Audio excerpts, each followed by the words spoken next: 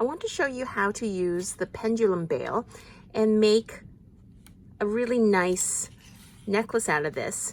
It's very simple.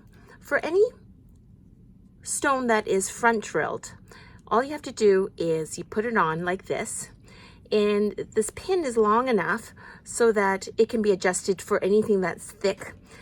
And then what you do is hold on to it and then bend forward.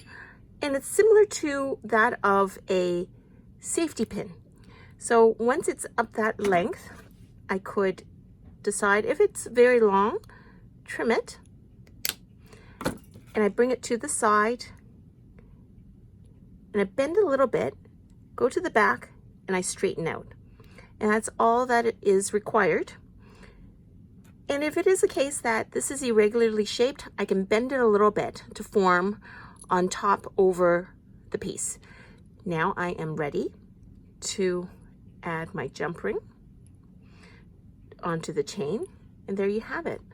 And this is very secure because up here, up the top, is a hollow area for the pin to rest. And it pivots, and this pin is very thick and solid. And then you can also decide whether or not you want to brush it, but it hangs nicely and gives enough clearance at the top so that if it is a thick stone or a donut shape, you can use that very easily